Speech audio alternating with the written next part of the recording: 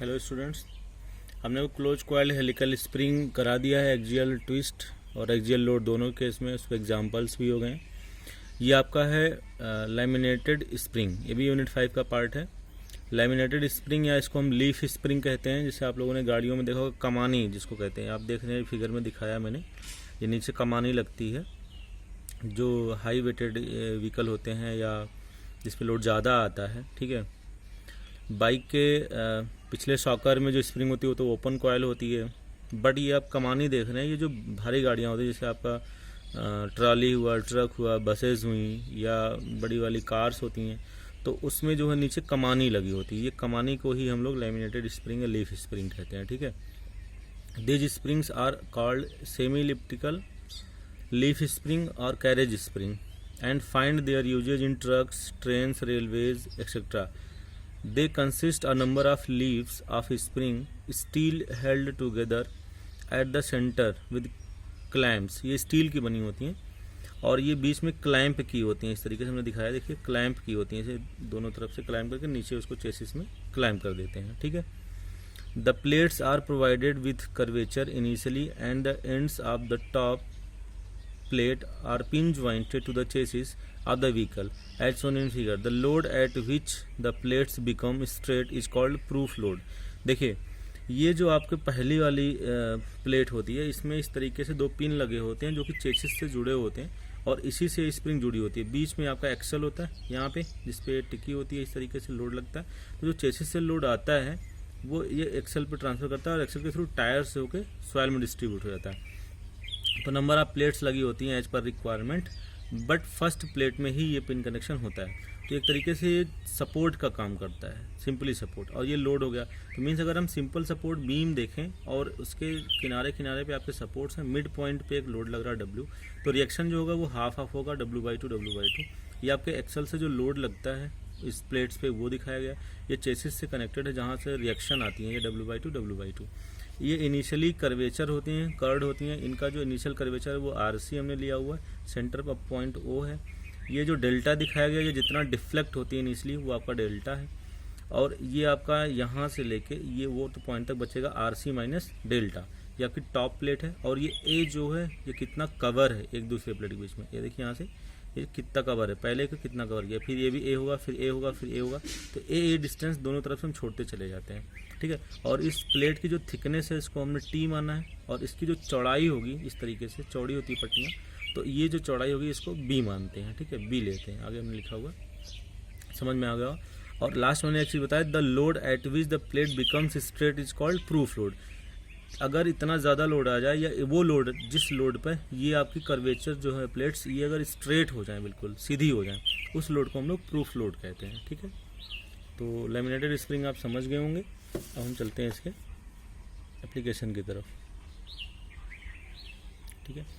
देखिए, हमने वो फिगर जो बनाया था फ्रॉम फिगर है, ये आपका जो बेंडिंग मूवमेंट डायग्राम बनेगा सिंपली सपोर्टेड बीम का। इस तरीके से सिंपली सपोर्टेड बीम बनाई थी। यहाँ पे लोड W/2 था, ये W/2 था, यहाँ पे आप W था। तो सिंपली सपोर्टेड बीम में अगर पॉइंट लोड लगता है उस केस में बेंडिंग मूवमेंट डायग्राम ये बनता है। और जो उसकी मैक्सिमम वैल्यू होती है WL/4 होती है। M की जो मैक्सिमम वैल्यू होती है वो WL/4 होती है, हमने आपको बताया ही था। तो देखिए यहाँ पे लेट B क्या है, विड्थ ऑफ ईच प्लेट। अभी हमने बताया कि जो प्लेटें यूज हुई हैं इस तरीके से, मान लो ये प्लेट यूज हुई है कमानी के रूप में, इसकी जो ये चौड़ाई है विड्थ ये आपका B है और इसकी जो थिकनेस होगी नीचे की तरफ ये आपकी T है और ये लेंथ आपका L माना ही जाता है। और दोनों तरफ से इस तरीके से कवर्ड होती हैं, इस तरीके से ओवरलैप। ये ओवरलैप डिस्टेंस जो ये ईच साइड में A डिस्टेंस लिया हुआ है, ठीक है। T क्या, thickness of each plate. A आपका overlap at each and. N capital N क्या, number of plates in the spring, कितनी प्लेट्स हम यूज किए हुए हैं। L length of spring span length, the spring span length. First वाली spring थी उसकी कितनी स्पैन है वो आपका L है। सिग्मा B बेंडिंग स्ट्रेस है। E आपका यंग्स मॉडुलस ऑफ इलास्टिसिटी है। तो the maximum bending movement WL/4 होगा, occurs at the centre and is registered bye all N plates equally. देखिए, जो मैक्सिमम बेंडिंग मूवमेंट आपकी इस केस में आएगा वो WL/4 आएगा और वो N नंबर ऑफ प्लेट्स से रजिस्ट हो रहा था। अगर हम एक प्लेट की बात करेंगे तो क्या होगा, resisting movement of each plate M is equal to WL/4N हो जाएगा। Now sigma B is equal to MY/I, ठीक है। ये आप जानते ही हैं बेंडिंग इक्वेशन से। तो M की जगह आप WL/4N यूज कर लीजिए इंटू Y। Y आपका हो जाएगा T/2, थिकनेस का आधा। WL/4n into T/2। आई आपका जो मोमेंट ऑफ इनर्शिया है BT³/12, प्लेट का BT³/12। इसको आप जब सॉल्व कर लेंगे तो सिग्मा बी की वैल्यू आएगी 3WL/2n/BT³। Sigma B equal to 3WL/2n/BT³, where sigma B क्या है, बेंडिंग स्ट्रेस है। W क्या है, लोड जो आ रहा है, L स्पैन है, capital N number of plates है, B आपका विड्थ ऑफ प्लेट है, T आपका थिकनेस ऑफ प्लेट है। ठीक है, पीछे हमने आप बताया ही था इसको। सेकेंड थिंग जो इसमें आपको देखना है वो है डिफ्लेक्शन। देखिए हमने दिखाया था कर्वेचर, यहाँ पे देखिए ये जो मैंने आपको भी दिखाया था,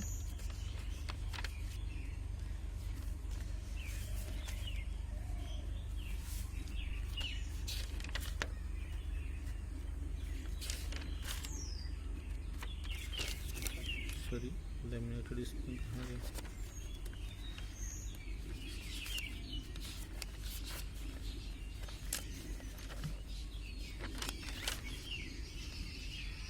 ठीक है। तो कर्वेचर ये आपका था बीच से RC माइनस डेल्टा, RC आपका कर्वेचर है, ठीक है। L/2 ये O देखा था हमने, इस तरीके से आपकी स्प्रिंग थी, इस तरीके से स्प्रिंग थी, इस तरीके से स्प्रिंग थी, ठीक है। ये आपका डेल्टा था, ये आपका RC माइनस डेल्टा हो जाएगा, यहाँ पे कनेक्शन था इस तरीके से, ठीक है। तो डेल्टा क्या, initial deflection of plates, and RC क्या, radius of curvature of plates, ठीक है। From figure A RC square का होगा, यहाँ से देखिए आप RC स्क्वायर, यहाँ पे हम लगाएंगे पाइथागोरस थ्योरम। ये आपका हाइपोटेनियस है, कर्ण है, इसका स्क्वायर क्या होगा, this square plus this square. तो RC square is equal to L/2 square plus RC minus delta का स्क्वायर। हाइपोटेनियस का square is equal to perpendicular square plus base square, ठीक है। इसको आप ओपन करेंगे, RC square equal L²/4 plus RC square plus delta square minus 2RC delta. Delta बहुत छोटा होता है इसलिए उसका स्क्वायर है यहाँ पे, उसको नेगलेक्ट कर लेंगे, तो यहाँ से आपका RC स्क्वायर कैंसिल हो जाएगा। 2RC डेल्टा की वैल्यू होगी L²/4, यहाँ से डेल्टा आ जाएगा L²/8RC। Since from bending equation F/I equal to E/R होता है, तो R क्या हो जाएगा, MEI/M। E की वैल्यू ई कांस्टेंट होता है, I हो जाएगा BT³/12, M आपका WL/4n। यहाँ सॉल्व कर लेंगे तो RC आपका आएगा EN BT³/3WL, ये आपका RC हो गया EN BT³/3WL। RC क्या, रेडियस ऑफ कर्वेचर है, ठीक है। अब हमें डेल्टा चाहिए, तो डेल्टा क्या आएगा आपके यहाँ से L²/8RC, यहाँ RC की वैल्यू पुट कर दो, L²/8, RC की वैल्यू है EN BT³/3WL। इसको हम सॉल्व कर लेंगे, delta is equal to 3WL ऊपर आ जाएगा तो 3WL³ हो जाएगा अपॉन 8 EN BT³, तो 3WL³/8 EN BT³ डेल्टा हो जाएगा, डिफ्लेक्शन हो जाएगा, ठीक है। नाउ स्ट्रेन एनर्जी क्या होगा, U is equal to M²/2A into total length of the leaves, या U is equal to sigma B²/6 into volume of the spring. अगर आपको M पता है, I पता है, E पता है, तो आप यहाँ से इस फार्मूले से निकाल सकते हैं, और टोटल लेंथ पता होना चाहिए। और अगर आपको बेंडिंग स्ट्रेस पता है, वॉल्यूम ऑफ स्प्रिंग पता है, तो आप इस तरीके से निकाल सकते हैं। दो फार्मूले हैं इसके, ठीक है। अब हम लोग न्यूमेरिकल देखते हैं, क्वार्टर इलिप्टिकल स्प्रिंग देख लेते हैं। क्वार्टर इलिप्टिकल स्प्रिंग में क्या है, बिल्कुल ये सेमी इलिप्टिकल स्प्रिंग जैसा है, बस केवल आधा होता है, इसमें कंप्लीट था, इसमें केवल हाफ होगा ये, ठीक है। तो इसको स्पैन लेंथ को अगर हम L मानते हैं, इधर भी इसको कंप्लीट करने L होगा 2L हो जाएगा, मीन्स ये 2L लेंथ का एक सेमी इलिप्टिकल स्प्रिंग हो गया। और अगर लोड W आ रहा है तो उस लोड को अगर हम 2W कर लें तो ये बिल्कुल equivalent to semi elliptical spring हो जाएगा। तो इसको इसी से पिछले वाले फार्मूले से हम लोग डिराइव कर लेंगे, बस जहाँ W था वहाँ 2W रखेंगे, जहाँ L था वहाँ 2L रख लेंगे। These springs are called cantilever laminated spring, इसको हम कैंटिलीवर लैमिनेटेड स्प्रिंग भी कहते हैं। अगर कहीं पे कैंटिलीवर लैमिनेटेड स्प्रिंग आता है, इसका मतलब क्वार्टर इलिप्टिकल स्प्रिंग की बात करी जा रही है। In figure shown spring of this type, इस टाइप की स्प्रिंग दिखाई गई है। It has an effective span length L and carries a load W. If observed carefully, it will be noted that the spring is equivalent to a laminated semi-elliptical type spring of length 2L carrying a load 2W at the center. Hence, by replacing L by 2L and W by 2W, the deflection and stress can be obtained as follows. हमने जब आपको बताया कि L span इसका है, अगर हम इसको 2L स्पैन कर लें, L स्पैन इधर भी कर लें, तो सेम वही आ जाएगा।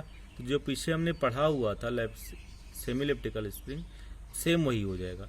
तो मीन्स अगर W लोड लग रहा है तो W को 2W कर दें, L को 2L कर दें, तो सेम वही फार्मूले जो हैं वो यहाँ पे काम कर जाएंगे, ठीक है।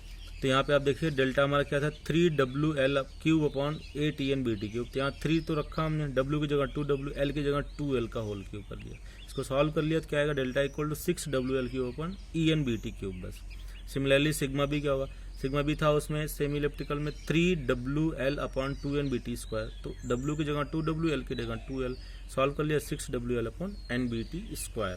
तो कहीं अगर क्वार्टर इलिप्टिकल स्प्रिंग या कैंटिलीवर लैमिनेटेड स्प्रिंग की बात आती है तो आप इन दोनों फार्मूलों को यूज करेंगे। ठीक है, एक एक एग्जाम्पल देख लेते हैं, इस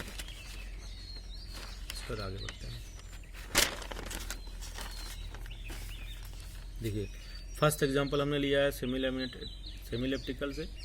कैरेज स्प्रिंग, इसको कैरेज स्प्रिंग कहते हैं, is to be 600 millimetre long and made of 9.5 millimeter thick steel plates and 50 mm broad. How many plates are required to carry a load 4.5 kilonewton without the stress exceeding 230 meganewton per meter square? What would be the central deflection and the initial radius of curvature if plates strengthen under the load equal to 200 giganewton per meter square? ठीक है, मतलब load आपका जो भी आ रहा है उसको हम यहाँ से कैलकुलेट करेंगे और उसी लोड को यूज़ करेंगे आगे। तो गिवन क्या है आपका, स्पैन दिया हुआ है L 600 मिलीमीटर या 6.6 मीटर हो जाएगा, थिकनेस दिया हुआ है 9.5 mm या 0.0095 mm हो जाएगा, मीटर हो जाएगा।